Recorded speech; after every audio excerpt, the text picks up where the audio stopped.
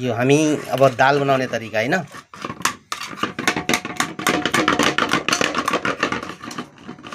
यसरी यो हामीले यसमा टमाटर अनि भेन्डी पालक सब मिक्सिङ गरिसकेका छौं।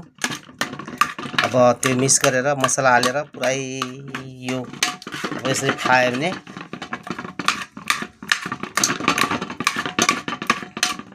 यसरी फ्राई भने यो दाल यसको टेस्ट भनेको अर्कै आउँछ।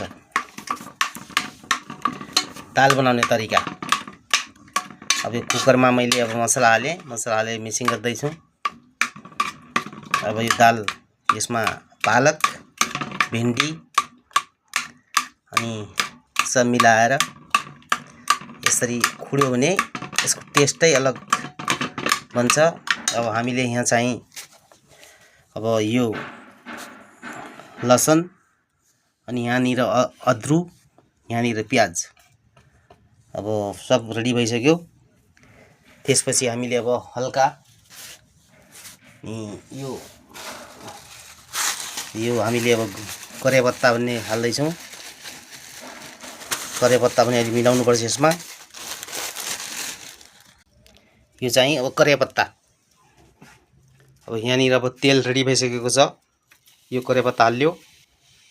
करिया पत्ता हालिसकेपछि अब हामी यो अरु प्याज लसन मिलाउने तयारी छ। यो लसन हाल्यो। लसन हालिसकेपछि अब हामीले अदरु हाल्यौं। अदरु हालिसक्यो भने त्यसपछि यो प्याज पनि हाल्यो।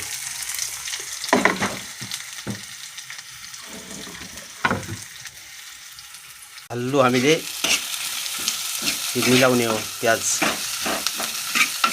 धेरै नै हल्लु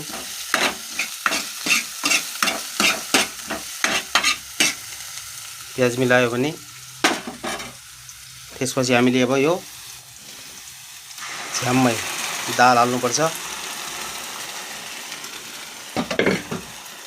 दाल हालिसक्यो भने अब दाललाई यसरी मिलाउने हो।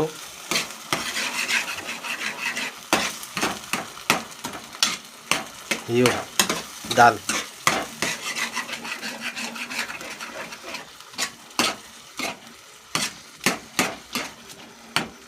यसरी